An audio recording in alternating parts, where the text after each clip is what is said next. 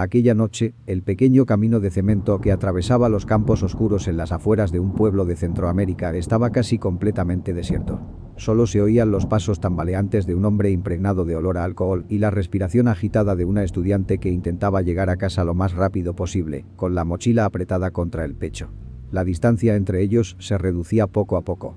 Los empujones de codo, la risa ronca y las frases de acoso obsceno resonaban sobre la noche húmeda.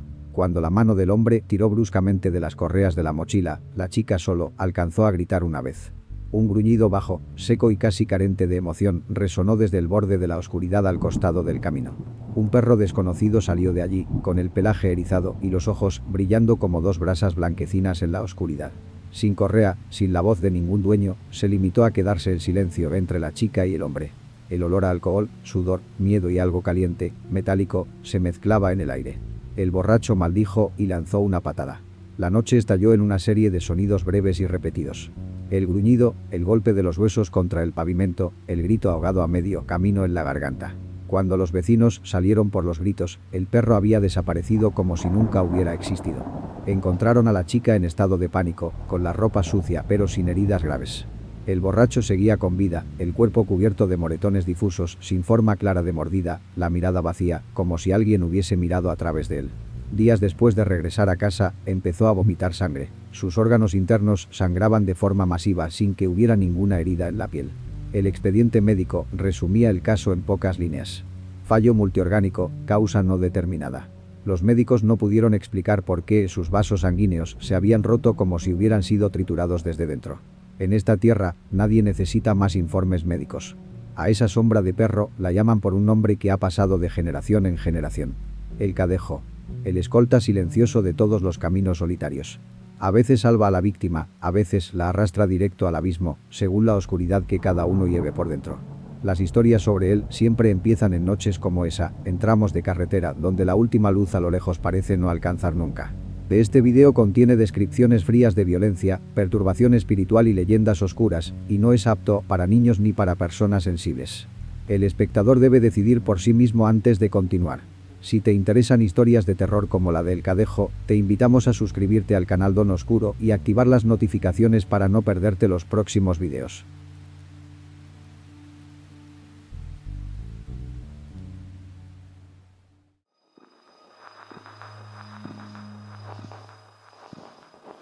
Parte 1. La tierra y la ley no escrita de los caminos vacíos. El pueblo donde ocurrió el incidente no era más que un punto diminuto en el mapa de Centroamérica, atrapado entre franjas de tierra marrón sembradas de caña de azúcar, surcos de cultivo con charcos estancados y lomas secas y erosionadas. De día, el sol arrasaba cualquier resto de penumbra y dejaba al descubierto las grietas en las paredes, los letreros descoloridos frente a las cantinas, las filas de autobuses viejos alineados en la terminal. Al caer la noche, todos esos detalles se borraban. Solo quedaban parches de oscuridad entrecruzados, cortados por unas cuantas carreteras de cemento estrechas que partían del centro del pueblo hacia la periferia y las aldeas dispersas. En esos caminos, la rutina se repetía casi sin variaciones a lo largo de los años. Obreros de fábrica saliendo de turno a medianoche. Mujeres regresando tarde después de desmontar sus puestos en el mercado. Estudiantes que volvían de clases nocturnas en la ciudad más grande, a varios kilómetros de distancia. Conductores de camión y autobús que se detenían en alguna cantina de carretera, se bebían unos tragos y seguían viaje. Cada uno tenía su destino, su horario, sus costumbres. Pero todos compartían la misma conciencia silenciosa. Después de cierta hora, quien seguía en la calle sabía que estaba caminando en territorio de cosas que no aparecen en ninguna señal de tránsito. Los ancianos del pueblo no usaban la palabra fantasma con ligereza, pero coincidían en una ley no escrita, transmitida a los hijos y nietos desde muy temprano. Evitar los caminos vacíos pasada la medianoche. Si no quedaba más remedio que utilizarlos, no ir borracho, no buscar pelea, no caminar completamente solo, sin avisar a nadie. Escuchadas por primera vez, esas advertencias sonaban a simple sentido común. Sin embargo, la manera en que las pronunciaban, con la voz más baja, sin mirar directamente al niño al que se dirigían, sugería algo más concreto, más pesado, que convivía con las razones que sí podían figurar en un informe policial. En las historias transmitidas por generaciones en esa región, el cadejo aparece como una pieza clave cuyo origen exacto nadie recuerda. Algunos sugieren que todo nace de las noches de borracheras extremas, de la luz amarilla irregular que se derrama desde las cantinas hacia la carretera y deforma las sombras, convierte a un perro callejero cualquiera en una figura distinta. Otros dicen directamente que el cadejo es la forma que el miedo encontró para darse cuerpo. Miedo a ser atacado en un camino desierto, miedo a no tener quien defienda, miedo a que la violencia caiga sobre alguien sin que haya tiempo de pedir ayuda. Si solo se tratara de eso, el nombre no habría sobrevivido tanto. Quienes juran haber visto el cadejo no lo describen como una sombra vaga. Hablan de una serie de detalles que se repiten con frialdad. El sonido pesado de unas pezuñas o garras golpeando el pavimento a la espalda, ni rápido ni lento, siempre a una distancia constante. Un olor leve a azufre flotando en el aire, fácil de perder si sopla viento, pero lo bastante nítido como para distinguirlo del olor a humo, a basura o a tierra. La sensación de una mirada clavada en la nuca, respirando al mismo ritmo que la víctima, pero que se desvanece en cuanto ésta gira la cabeza y solo encuentra un borde de oscuridad. En Guatemala, El Salvador, Honduras, Nicaragua o Costa Rica, esos elementos se repiten con una precisión difícil de atribuir al azar. Lo único que varía según la comunidad es la apariencia del ser. En algunos lugares, la gente afirma que el cadejo es un perro negro enorme, de pelaje enmarañado y sucio, como si se hubiera revolcado en barro y ceniza, con ojos rojos o de un blanco opaco, y un cuerpo que parece agrandarse con cada paso. En otros, lo describen como un perro blanco, de pelaje claro y desvaído como la niebla, cuerpo flaco y andar lento, sin emitir ningún sonido más allá del golpe de las uñas contra el camino. Con el tiempo, esas dos imágenes se separaron en extremos opuestos claros. El cadejo negro y el cadejo blanco. El cadejo negro quedó asociado a los borrachos violentos, a los hombres que golpean, que hostigan, que acechan a mujeres y jóvenes en caminos desiertos, a los agresores conocidos por todos en el barrio. Se le describe como una sentencia que camina. No necesita testigos, ni juez, ni documentos. Acompaña, observa, espera y, cuando considera que el límite ha sido cruzado, interviene. El cadejo blanco, en cambio, aparece en los relatos de quienes se salvaron de un peligro de manera que nadie supo explicar. Ellos cuentan que un perro silencioso empezó a caminar detrás de ellos durante varios tramos oscuros, manteniendo siempre una distancia exacta. Lo bastante cerca para que se sintiera su presencia, lo bastante lejos para que no pudieran tocarlo. En sus historias, ningún asaltante logró acercarse mientras esa figura iba paralela al borde del camino. En muchas aldeas, se dice que el cadejo blanco fue enviado para equilibrar al cadejo negro. No es completamente bueno, no es una mascota, no mueve la cola, no busca caricias. Existe como fuerza de contrapeso. Aparece en lugares donde la balanza se ha inclinado demasiado hacia la violencia.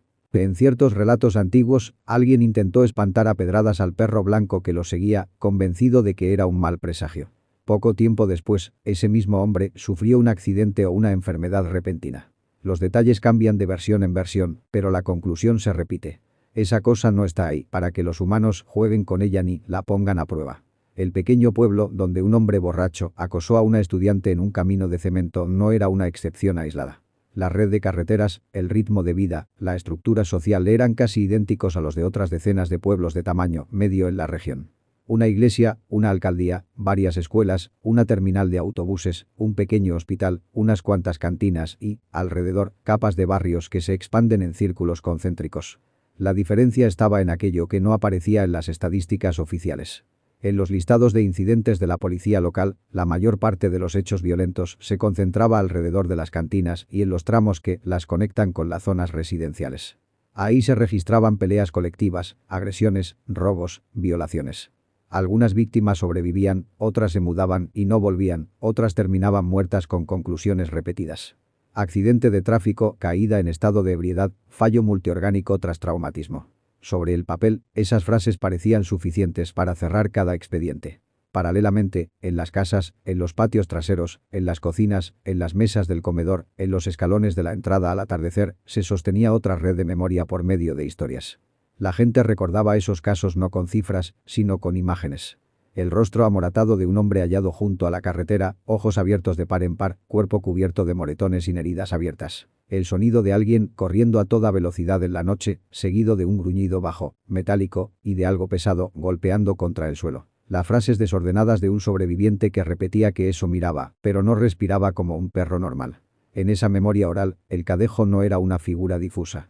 Era el nombre que se pronunciaba cuando un caso no encajaba con las explicaciones habituales, cuando la forma en que alguien enfermaba o moría hacía pensar que algo dentro del cuerpo había sido alterado por una fuerza que no dejaba marcas externas. En esta región, la muerte por hemorragia interna puede asociarse a muchas causas. Enfermedad hepática, accidentes, envenenamiento. Pero si ocurre pocos días después de un encuentro en un camino desierto, si la víctima es conocida por su violencia, por sus abusos, por su reputación dentro de la comunidad, el nombre de El Cadejo entra en la narración y se repite hasta volverse inseparable del hecho. Otro detalle llamativo es la manera en que la gente delimita los márgenes de acción de El Cadejo. Muchos relatos insisten en que nunca cruza el umbral de una casa. La puerta, la cerca, el portón, la hilera de árboles que marca el límite de una propiedad funcionan como frontera que el animal no traspasa. Acompaña a la persona hasta el patio, hasta el primer escalón, y desaparece en un punto indeterminado antes de entrar. Esa idea refuerza la noción de que todo lo que sucede en el tramo de camino, en tierra de nadie, pertenece a su jurisdicción. Los que han caminado de noche durante años, conductores de camión, de autobuses, trabajadores de turno nocturno, casi nunca relatan ataques directos. En lugar de eso, hablan de sensaciones. Algo que camina al costado, a la misma velocidad. Una presencia que se mantiene siempre fuera del ángulo de visión. Un ritmo de pasos que continúa aunque el motor del vehículo se apague. Algunos eligen ignorarlo, convencidos de que es producto del cansancio y de la falta de sueño. Otros, sobre todo quienes han presenciado o escuchado historias de sucesos anómalos, ajustan su conducta. Beben menos, evitan rifirrafes en la carretera, dejan de subir pasajeros desconocidos a ciertas horas, no estacionan en tramos vacíos sin motivo claro. En este contexto, el incidente del hombre que acosó a la estudiante no se produjo en un vacío. Encajó como pieza nueva en un hueco que ya existía en la mente colectiva.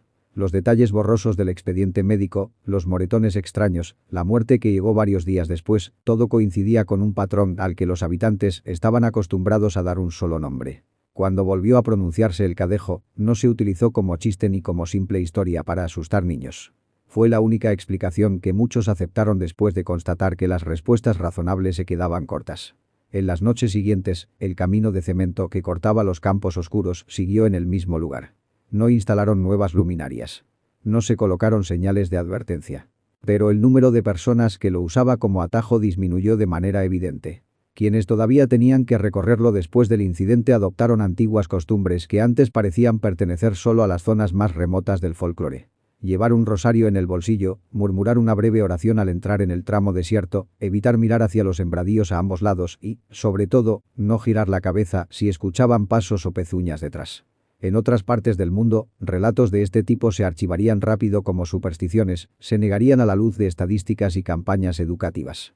En esta franja de tierra, donde la línea entre la vida y la muerte, entre el orden y el caos, entre la ley y el abandono es demasiado delgada, la tradición y la vida diaria se interpenetran. Por eso, El Cadejo no solo habita cuentos antes de dormir. También se cuela en la manera en que la gente planea un trayecto nocturno, evalúa el carácter de alguien o interpreta una muerte sin causa aparente. Parte 2. La resaca del caso. ¿Cómo corre el rumor en el pueblo? La mañana siguiente al incidente en el camino de cemento, el expediente oficial empezó a tomar forma. Una ambulancia había sido llamada de madrugada y trasladó al hospital al hombre borracho, aún con pulso, pero inconsciente. La joven regresó a casa con sus familiares, rechazando quedarse ingresada. El informe preliminar de las autoridades recogía lo que se veía en la escena. Un hombre con múltiples hematomas, sin patrón definido, ropa desordenada, fuerte olor a alcohol. Una estudiante en estado de shock, sin lesiones graves. Ausencia de armas, de objetos contundentes y de signos claros de una pelea prolongada. Nada en ese documento mencionaba al perro. El vecino que salió primero al escuchar el grito aseguraba haber visto una silueta baja y robusta cruzar la carretera y desaparecer entre los campos. Otra persona, algo más lejos, solo recordaba un gruñido breve, profundo, seguido del golpe sordo de algo pesado contra el cemento. En medio del desorden, nadie alcanzó a ponerse de acuerdo sobre el tamaño, el color ni la forma exacta de la criatura. Cuando llegó la ambulancia, en el pavimento no quedaba rastro de animal alguno. Ni pelos, ni sangre, ni huellas claramente marcadas sobre el polvo fino. En el hospital, los médicos siguieron el protocolo. Radiografías, análisis de sangre, control de signos vitales. Los resultados iniciales mostraban un cuerpo con traumatismos blandos, hematomas bajo la piel, pero sin fracturas significativas ni heridas abiertas. Nada semejante a lo que dejaría un ataque violento de un perro grande. Sobre el papel, el cuadro se parecía a la caída de un ebrio, una combinación de golpes mal repartidos por la superficie del cuerpo. En la casa de la joven, a unas calles de ahí, la historia empezaba a organizarse de otra forma. La familia no estaba interesada en tecnicismos médicos. Solo repetían un detalle que ella, en medio del pánico, no dejaba de mencionar. El perro que salió de la oscuridad no la miró a ella, sino a él. Hablaba de unos ojos pálidos en la noche, de la sensación de un muro invisible levantándose entre su cuerpo y el del agresor en cuanto el animal se plantó frente a ellos. Cada vez que alguien quería saber cómo era el perro, ella negaba con la cabeza. Decía que no lo recordaba con precisión. Solo tenía grabado que no ladró, que casi no gruñó, que atacó de forma rápida y luego desapareció. Durante los días siguientes, el pueblo siguió funcionando con normalidad. Los autobuses salieron a su hora. El mercado abrió. Las cantinas levantaron sus cortinas metálicas al atardecer y recibieron a la clientela habitual. Pero, entre una actividad y otra, en los minutos muertos en la fila del mostrador, en la parada del bus, frente al puesto de comida, pequeñas frases sobre el incidente empezaron a colarse en las conversaciones. Alguien aseguraba haber oído a un niño hablar de un perro fantasma. Otro recordaba un caso similar en una aldea vecina, donde un hombre de mala reputación apareció muerto tras una caída y el informe médico mencionaba daños internos desproporcionados. Cuando el borracho murió, varios días después, la verdadera onda expansiva se desató. El reporte médico indicaba que la causa directa había sido un fallo multiorgánico provocado por hemorragias internas masivas. La piel seguía intacta. No había cortes ni mordidas. Los vasos sanguíneos dentro del cuerpo parecían haberse roto como si una presión intensa hubiera actuado desde adentro hacia afuera. En las placas y en los resultados de laboratorio, eso se traducía en zonas oscuras anómalas, números fuera de rango. Al ser preguntados por la causa, los médicos solo podían recurrir a la expresión no determinada. El entierro se organizó con rapidez, dentro de las posibilidades de una familia sin recursos y de un hombre al que casi nadie apreciaba. En la cuadra donde vivía, la noticia no sorprendió a muchos. Su temperamento agresivo, su hábito de beber hasta perder el sentido, sus antecedentes de acoso y pleitos eran de dominio público. Algunos vecinos acudieron al funeral por compromiso. Otros observaron desde lejos y se marcharon. Entre susurros, el nombre de El Cadejo empezó a aparecer, al principio solo como cita de alguien más. Ya ves, a un tipo así El Cadejo no lo deja pasar. La joven no estuvo presente en la ceremonia. Su familia decidió enviarla a casa de parientes en otro lugar, para mantenerla lejos de las miradas y de los comentarios. Esa ausencia, sin embargo, dio más peso a lo ocurrido. Los vecinos comentaban que se despertaba sobresaltada cada noche, preguntando si eso había vuelto. Una tía contó que la muchacha evitaba acercarse a la ventana que daba a la calle, por miedo a ver dos puntos de luz inmóviles en la oscuridad. El relato sobre el perro se fragmentó. Algunos juraban que era blanco, basándose en lo escuchado de terceros. Otros defendían que era negro, apoyándose en viejos cuentos de otros pueblos. Aparecieron detalles añadidos. Alguien dijo haber oído una cadena arrastrándose sobre el pavimento. Otro respondió que, si hubiera cadenas, deberían quedar marcas. Cada quien manipuló la memoria a su manera. La poca información comprobable se tiñó de interpretaciones, de recuerdos de historias anteriores, de miedos personales. A pesar de todas esas variantes, un punto se mantuvo firme. Nadie discutía la existencia del Cadejo como concepto. El incidente del camino de cemento fue ubicado de inmediato en el mismo cajón mental que otros sucesos difíciles de explicar en la zona. Años atrás, en un pueblo cercano, se había encontrado a un marido, violento e inconsciente junto a la carretera después de salir de una cantina. Su cuerpo estaba cubierto de moretones que no coincidían con una caída corriente. Despertó unos días, se quejó de un ardor insoportable en el pecho y el abdomen y murió antes de ser trasladado a un hospital más grande. El informe hablaba de hemorragia interna. La esposa y los vecinos hablaban de otra cosa. Aseguraban que la noche anterior se había oído un gruñido bajo y el golpe de algo pesado contra la tierra, pero solo lo encontraron a él, sin rastro de ningún animal. En otro barrio, un joven dedicado a asaltar transeúntes borrachos contaba, cuando estaba ebrio, que cada vez que paraba a alguien en la carretera sentía como si una mirada extra lo vigilara desde la oscuridad. Una noche regresó trastornado, asegurando que un perro del demonio lo había perseguido por un tramo entero. Nadie le creyó hasta que murió en un choque absurdo. Su motocicleta se estrelló contra un muro en una recta, con buen clima, sin tráfico. Los primeros en llegar al lugar hablaban de un olor a gasolina quemada mezclado con algo que describían, sin mucha convicción, como azufre. Historias sueltas como esas, que antes solo circulaban de boca en boca, encontraron un punto de anclaje en el caso más reciente. El tramo de cemento donde el agresor cayó pasó a ser un lugar concreto al que vincular esas memorias. Pronto se habló de él como de un camino manchado, un lugar marcado. Padres y madres lo usaban como ejemplo al regañar a sus hijos. No llegar tarde, no aceptar que un desconocido los lleve en moto o en coche, no beber con cualquiera. En el hospital, los profesionales siguieron con su rutina. No tenían tiempo ni motivos para explorar las derivaciones sobrenaturales del caso. Un médico joven admitió, en una conversación privada, que nunca había visto órganos tan dañados bajo una piel prácticamente intacta. Esa observación no salió del área de descanso del personal. En los informes, la conclusión permaneció sin cambios. Fallo multiorgánico de origen no aclarado, posiblemente relacionado con traumatismos y con un organismo debilitado por el alcohol. La policía local también se sitúa a caballo entre dos mundos. Por obligación, debían respetar la plantilla de los documentos, clasificar los hechos bajo las mismas categorías de siempre, remitir el expediente a instancias superiores. Sería impensable escribir ataque de perro fantasma en algún campo del formulario. Pero ellos vivían en el mismo pueblo, escuchaban las mismas historias, tenían familia que transitaba los mismos caminos. Algunos agentes habían sentido, en patrullajes de madrugada, la presencia de algo que caminaba paralelo al vehículo durante varios metros. Ninguno incluyó jamás esos detalles en un parte oficial. En las cantinas donde el difunto solía emborracharse, su nombre fue reemplazado con rapidez por otro. El Cadejo. Los que le temían, los que lo detestaban o simplemente lo despreciaban por su conducta hacia las mujeres, encontraron una frase para cerrar cualquier charla sobre él. Cada carretera tiene su ley. Él decidió romperla en la del Cadejo. La sentencia sonaba a maldición, pero funcionaba como lógica interna. Allí, donde ni la ley escrita ni la reacción del entorno habían sido suficientes, la tradición ofrecía un mecanismo de castigo y, al mismo tiempo, de consuelo. Para la joven, el suceso dejó otro tipo de cicatriz, invisible. Cada intento de reconstruir más detalles, cada pregunta insistente sobre el perro, se estrellaba contra la misma respuesta. No se acordaba. Sin embargo, en algunas noches, sus familiares la oyeron hablar dormida. En esos balbuceos se repetía un motivo. El golpe rítmico de las pezuñas, un gruñido muy corto y dos puntos de luz inmóviles en la oscuridad, observando.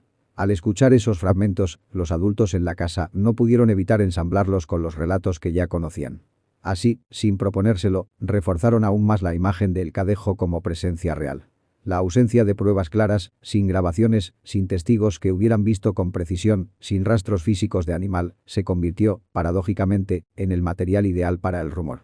Si se hubiese capturado a un perro concreto, de carne y hueso, si lo hubieran exhibido en una jaula, fotografiado, diseccionado, la historia habría muerto entre informes veterinarios. En lugar de eso, lo único que quedó tras completar todos los trámites fue un vacío en la explicación, un hueco que se rellenó con viejos motivos y miedos recientes. Semanas después, la gente empezó a evitar nombrar directamente al hombre muerto. Hablaban de ese tipo o lo usaban como referencia temporal. Eso pasó antes de lo del camino de cemento o después de lo del camino de cemento. La carretera recibió un apodo nuevo, alusivo a El Cadejo sin mencionarlo. Los niños oían a los adultos conversar sin comprender del todo, pero percibían el peso del nombre. Al irse a dormir, se les repetía que era mejor estar en casa antes de que oscureciera para que El Cadejo no te mire demasiado. Las autoridades, cuando tenían que hablar en público del caso, se limitaban a insistir en la importancia de no beber en exceso, de no caminar solos a altas horas, de mantener la prudencia. Citaban datos de accidentes, presentaban consejos básicos de seguridad. Aunque esas recomendaciones fueran sensatas, el público las filtraba a través del tamiz de la leyenda. Para muchos, no emborracharse ni buscar pelea ni andar solo por las noches no solo evitaba un accidente. También reducía la posibilidad de entrar en la mira de algo que recorría las orillas de los caminos sin necesidad de figurar en ningún reporte. A partir de entonces, cada vez que algún otro suceso anómalo se registraba en la zona, un choque incomprensible, un caso más de órganos destrozados, sin causa clara, un hombre violento que se deterioraba inexplicablemente, el nombre de El Cadejo volvía a sonar como un reflejo. Nadie tenía pruebas. Ninguna historia era igual a la anterior. El sentimiento común, no obstante, era el mismo. Algo caminaba junto a los caminos, en silencio, sin exigir ser creído, con paciencia suficiente como para esperar a que alguien rompiera la ley no escrita. En ese paisaje mental, el caso del borracho y la estudiante fue solo una pieza más. Pero era la pieza más reciente, la más cercana en el tiempo, la que demostraba que la frontera entre vida cotidiana y tradición se había desdibujado. Desde ese momento, cualquier narración sobre El Cadejo en ese pueblo seguía la misma estructura. Un camino desierto, una persona con un historial de violencia conocido por todos, un instante en el que la oscuridad se condensa en la forma de un perro y un cuerpo destruido desde dentro, sin una sola incisión visible en la piel. Los demás detalles, color del pelaje, matiz de los ojos, tipo de sonido que emitía, eran solo niebla alrededor de un eje fijo. Allí donde la ley de los hombres no alcanzaba, la gente creía que otra presencia hacía el resto del trabajo. Parte 3. Las veces que el Cadejo salió de la oscuridad. El caso del borracho y la estudiante no fue el único usado como argumento cuando alguien quería demostrar que el Cadejo seguía allí afuera. En las bocas de los conductores, de los exsoldados, de los viejos del barrio, aparecían otros episodios fragmentarios, separados por años y por kilómetros, pero unidos por el mismo patrón. Un camino, la noche, una presencia que no se acercaba del todo y un desenlace que las hojas de papel no sabían clasificar. 3.1. El conductor del autobús nocturno. El conductor llevaba más de una década haciendo la misma ruta. Del pueblo a la ciudad y de vuelta. Conocía cada bache, cada curva, cada caserío que asomaba unas pocas luces a un lado de la carretera. Al principio, el horario nocturno le había parecido una buena oportunidad para ganar más dinero. Con el tiempo, los turnos se acumularon. El cansancio se mezcló con la costumbre de beber para calentar el cuerpo antes de subir al volante. Una noche de temporada baja, con pocos pasajeros, la empresa decidió añadir un viaje extra de regreso al pueblo. El conductor aceptó, aunque llevaba ya demasiadas horas despierto. En la terminal, se sirvió un trago más de lo habitual. No lo consideró un riesgo. El camino estaba en su memoria como una cicatriz. En el tramo más desierto, donde los campos se abrían a ambos lados, sin casas ni postes cercanos, el autobús avanzaba casi solo, acompañado solo por el zumbido del motor y el sonido intermitente de la radio. Fue ahí cuando lo escuchó por primera vez. Un golpeteo suave, regular, que no venía del interior del vehículo. Miró por el espejo. La carretera estaba vacía. No había luces detrás. Apagó la radio. El ruido persistía. Tac, tac, tac, a un ritmo que no correspondía con las ruedas. Se inclinó hacia el parabrisas. A la izquierda, más allá de la línea blanca que marcaba el borde del asfalto, una silueta se movía paralela al bus. Era un perro, o algo parecido a un perro, corriendo al mismo ritmo que el vehículo. No adelantaba, no se quedaba atrás. Las patas golpeaban la tierra o el cemento, pero el cuerpo parecía mantenerse a la misma altura que el asiento del conductor. El hombre parpadeó, creyó que era una alucinación causada por la fatiga. Apretó los labios y decidió ignorarlo. El autobús siguió devorando metros. La figura también. Molesto, probó a acelerar. El motor respondió con un rugido cansado. La aguja del velocímetro subió. Durante unos segundos, la silueta desapareció en la oscuridad. El conductor respiró hondo. Entonces oyó, de nuevo, el golpeteo, esta vez más fuerte, como si las pezuñas golpearan directamente bajo su asiento. Giró la cabeza. El animal estaba ahí otra vez, exactamente a la misma distancia, corriendo a la par. Sus ojos no brillaban con el reflejo de los faros, como suele ocurrir con los perros en la noche. Parecían emitir una luz propia, tenue, blanquecina. El conductor sintió que algo dentro del pecho le cambiaba el ritmo. El sudor le corrió por la nuca. Le vino a la mente, como un reflejo tardío, la frase que había oído de niño. Si te sigue, no lo mires. Si lo ves, no lo llames. Decidió apagar las luces altas, cambiar a cortas, por pura superstición. El mundo se encogió a un túnel de asfalto y penumbra. El golpeo se mantuvo. Pensó en detener el autobús por completo. Pero, ¿qué dirían los pocos pasajeros que dormían en la parte trasera si se quedaba parado en medio de la nada? ¿Cómo explicaría que se había espantado por un perro? Optó por hacer lo único que le quedaba. Agarrar con fuerza el volante, mantener la vista fija en la carretera y seguir adelante. El ruido cesó de golpe cuando las primeras luces del pueblo se encendieron en el horizonte. Al entrar en la zona urbana, el conductor se obligó a no mirar hacia los lados. Llegó a la terminal, aparcó el autobús y se quedó sentado unos segundos, con las manos aún clavadas en el volante. Cuando por fin bajó, las piernas le temblaban. Esa noche durmió mal. Al día siguiente, le contó al ayudante que caminaba con él desde hacía años lo que había visto. El otro lo escuchó en silencio, sin burlarse. Solo dijo una frase. Dicen que, cuando corre a tu lado y no a tu espalda, todavía tienes tiempo de cambiar algo. Unos días después, el conductor sufrió un accidente en otro tramo de carretera. El vehículo se salió de la vía y se estrelló contra un talud, sin lluvia, sin neblina, sin obstáculos visibles. Sobrevivió unas horas, suficientes para repetir, entre dientes, que iba solo, pero no estaba solo. Los documentos oficiales atribuyeron el choque a una combinación de fatiga y alcohol. En las conversaciones, otro nombre llenó el hueco que quedó en la explicación. 3.2. El soldado que regresó de la violencia en otro punto de la región vivía un exmilitar que había pasado años en unidades desplegadas contra pandillas y grupos armados. Volvió al pueblo con un cuerpo aún joven, pero con la mirada de alguien que ha visto demasiadas escenas que no deberían recordarse. De día, intentaba adaptarse. Hacía trabajos ocasionales, compartía mesa con la familia, escuchaba misa los domingos. De noche, el sueño le rechazaba. Cuando lo vencía, era a cambio de pesadillas. Empezó a salir a caminar a horas en las que casi nadie estaba en la calle. A veces llevaba una botella, otras no necesitaba esa excusa. Los vecinos se acostumbraron a verlo pasar junto a las tapias, con las manos en los bolsillos, mirando al suelo. Algunos sabían, por comentarios sueltos, que llevaba consigo recuerdos de acciones demasiado duras, de órdenes cumplidas con obediencia pero con un resto de duda pegado al fondo de la garganta. Una noche, al llegar a la salida del pueblo, se encontró con un perro sentado en medio del cruce que llevaba hacia la carretera grande. No ladró. No se movió. Solo lo miró. El exsoldado se detuvo a unos metros. El perro tenía el pelaje tan oscuro que parecía absorber la poca luz disponible. Los ojos, en cambio, tenían un brillo mate, como metal viejo. No supo cuánto tiempo se mantuvieron así, uno frente al otro. Al final, decidió rodearlo y seguir. En las noches siguientes, la escena se repitió. Algunas veces el animal estaba a la izquierda del camino, otras a la derecha, pero nunca faltaba. No se aproximaba, no olfateaba, no buscaba contacto. Se limitaba a estar allí, como un punto fijo en un mapa que alguien había trazado mucho antes. El exsoldado empezó a sentir que cada paso que daba fuera del pueblo era observado. No dejó de salir, pero el paseo se cargó de un peso que no tenía al principio. A ratos pensaba que se trataba de una alucinación, un producto más de su mente saturada. A ratos recordaba conversaciones antiguas sobre un perro que decide seguir solo a ciertas personas. Poco a poco, además del insomnio, aparecieron otros síntomas. Dolores de cabeza sin causa aparente, taquicardias, sensación de falta de aire. Los médicos locales hablaron de trastornos de ansiedad, de estrés postraumático. No se equivocaban. Pero sus diagnósticos no abarcaban la totalidad de aquello que él sentía cuando salía a la calle y veía, al fondo del camino, la misma silueta esperando. Una madrugada, algunos habitantes del pueblo oyeron un ruido seco, como un cuerpo al caer, cerca del cruce habitual. Cuando llegaron, encontraron al exsoldado tendido boca arriba, sin signos de violencia externa. La autopsia reveló una hemorragia cerebral masiva y daños en el corazón.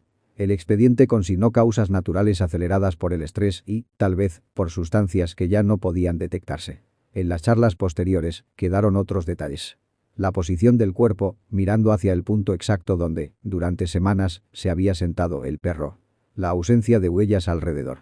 El silencio absoluto en esa parte del camino, como si hasta los grillos hubieran decidido guardar distancia. 3.3. La anciana y el perro blanco en el extremo opuesto del mismo mapa. Una anciana vivía sola en una casa baja, al borde de otro pueblo. Sus hijos y nietos se habían ido a ciudades lejanas. Ella se quedó, aferrada a la rutina. Regar las plantas, asistir a misa cuando las piernas se lo permitían, comprar sus medicinas y sus víveres en una tienda que quedaba a varios minutos a pie. Los vecinos sabían que, algunas noches, se veía obligada a salir después de las 10 para buscar algo que había olvidado durante el día. Más de una vez, alguien le ofreció llevarla en moto. Ella solía negarse con una sonrisa cortés. Prefería caminar despacio que subirse a la parte trasera de un vehículo conducido por manos que no conocía bien. Empezaron a circular comentarios sobre un perro de pelaje claro que la acompañaba en esos trayectos. Una vecina que vivía sobre la calle principal aseguraba verlo varias veces por semana. Primero aparecía la silueta menuda de la anciana, sosteniendo una bolsa o un bastón. Unos pasos detrás, un animal delgado, de lomo largo, avanzando a la misma velocidad. Nunca lo vio cruzar el umbral de la tienda. Se quedaba al otro lado de la calle, sentado o de pie, mirando hacia la puerta. A veces, cuando la anciana salía y emprendía el camino de regreso, el perro cambiaba de lado de la carretera, como si quisiera observar mejor ambos costados. Una noche, alguien intentó robarle. Era un hombre, sin rostro claro en los relatos, un cuerpo más dentro de la masa de figuras borrosas que aparecen y desaparecen en las historias de un barrio. Según la versión más repetida, el sujeto se acercó a la anciana por la espalda, estiró la mano hacia su bolso y, en ese momento, se oyó un gruñido que no parecía provenir de ninguna garganta normal. El hombre retrocedió, tropezó y cayó hacia el borde del camino. No había marcas de mordida en su cuerpo cuando lo encontraron. Sí había, en cambio, un miedo que no lograba articular en palabras. Contó, a quien quiso escucharlo, que había sentido como si algo le cortara el aire del pecho hacia afuera, sin tocarle la piel. No detalló más. No fue necesario. Los que lo oían completaban la escena con el animal de pelaje pálido que muchos ya habían visto. La anciana vivió varios años más. Nadie logró robarle ni agredirla en la calle. Caminaba lenta, pero parecía estar siempre dentro de un círculo que los demás no se atrevían a cruzar. Cuando murió, por la suma de la edad y de enfermedades crónicas, el entierro fue tranquilo. Tras el sepelio, algunos vecinos empezaron a notar otra ausencia. Ya no veían al perro blanco en los alrededores. Parte 4. Explicaciones, negaciones y el miedo que permanece cada vez que el cadejo aparece en una conversación. La reacción se divide entre quienes buscan un marco racional y quienes aceptan, sin demasiadas preguntas, que hay cosas que no encajan en ese marco. Los médicos, cuando son llamados a opinar, hablan de lo que conocen. Pueden enumerar factores de riesgo: abuso de alcohol, estrés crónico, golpes mal atendidos, enfermedades previas. Pueden explicar que un cuerpo sometido durante años a ciertas cargas termina fallando de forma abrupta. En las autopsias, describen vasos sanguíneos rotos, tejidos dañados, órganos colapsados. Escriben fallo multiorgánico, etiología no determinada, posible relación con traumatismos. Sus palabras son precisas, pero tienen un límite. No abordan la sensación que deja un cadáver sin marcas externas visibles, encontrado en un tramo de carretera donde, según los testigos, solo se oyó un gruñido y un golpe. La policía, por su parte, trabaja con columnas y casillas. Cada suceso debe entrar en una categoría: accidente, agresión, homicidio, muerte natural. Ningún formulario oficial contempla la opción de ajuste de cuentas ejecutado por un perro de otro mundo. Los agentes que patrullan de noche conocen el peso de los caminos vacíos. Algunos han sentido, al apagar las luces del auto, que el silencio se densifica en torno a la unidad. Otros, conduciendo solos, han mirado de reojo y han creído ver algo moviéndose a la par, más allá de la línea blanca. Esas percepciones no llegan a ningún informe. Quedan encapsuladas en confidencias a la salida de turno, en chistes secos que solo ocultan a medias un nerviosismo real. En el terreno religioso, las interpretaciones cambian de forma, pero apuntan a lo mismo. Un sacerdote puede señalar que el cadejo es, en el fondo, una metáfora. Una figura inventada para recordar que cada acción tiene consecuencias, que la violencia vuelve sobre quien la ejerce, que nadie escapa para siempre a lo que hace en los márgenes de la ley. Un curandero o una curandera, en cambio, puede hablar de él como entidad intermedia, ni completamente buena ni completamente mala, encargada de equilibrar una balanza que los humanos descompensan. En algunas ceremonias discretas, a las afueras de los pueblos, se prenden velas en los cruces de camino y se dejan ofrendas, un trago de licor, un poco de comida, para pedir que el perro blanco acompañe a los hijos y que el negro mire hacia otro lado cuando un borracho se tambalea de regreso a casa. Mientras tanto, la vida continúa. Los caminos siguen ahí. Los atajos no desaparecen. Las cantinas siguen sirviendo copas. Los hombres y las mujeres siguen enfrentándose a la decisión de salir o no salir cuando el reloj marca una hora en la que hasta los perros comunes buscan un lugar para dormir. Una parte de la población se aferra a la idea de que todo tiene explicación si se dispone de suficientes datos. Otra hace cuentas distintas. Para ellos, la lista de variables incluye elementos que no figuran en los manuales. ¿Qué tipo de persona es la que camina sola? ¿A quién ha hecho daño antes? ¿Cuántas veces ha cruzado la línea entre broma y agresión, entre juego y abuso? En ese cálculo, la presencia, real o imaginada, del cadejo funciona como recordatorio constante de que el anonimato de la noche tiene límites. En muchos lugares del mundo, la figura del mal adopta formas grandilocuentes. Demonios con cuernos, criaturas aladas, monstruos imposibles. En esta franja de Centroamérica, basta un perro que camina sin prisa al borde de un camino, sin dueño, con un olor leve a azufre y una mirada que parece medir algo por dentro de quien pasa. Cada nueva generación escucha, tarde o temprano, alguna versión del mismo aviso.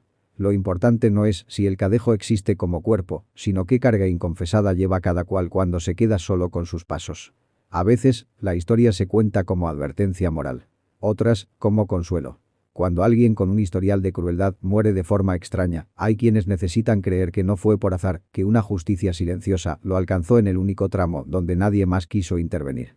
En las pantallas, en los programas de terror, en los canales que reúnen leyendas, la figura del cadejo se presenta con todos esos matices. Se habla de los casos médicos sin causa clara, de los expedientes policiales llenos de casillas incompletas, de los testimonios que no se atreven a cruzar la frontera entre lo que vieron y lo que sospechan. Se recuerda que, en el origen de cada relato, suele haber un detalle común. Alguien que iba de regreso a casa, un camino que parecía más corto de lo que era, un acto que cruzó una línea invisible y una presencia que decidió que esa noche no iba a dejarlo pasar sin saldo. Al final de esta historia, la voz que narra se detiene y deja que el silencio ocupe unos segundos. Luego, en tercera persona, recuerda que el canal Don Oscuro existe precisamente para reunir relatos como este. Fríos, incómodos, a medio camino entre la crónica y la pesadilla. Agradece a quienes han llegado hasta este punto, a quienes escuchan hasta el final, aunque la incomodidad les acompañe después de apagar la luz. Señala que cada suscripción, cada comentario y cada historia compartida mantiene vivo el espacio donde se cuentan estos casos que la realidad prefiere dejar sin explicación. Invita, sin insistir, a que quien quiera seguir bajando por estos caminos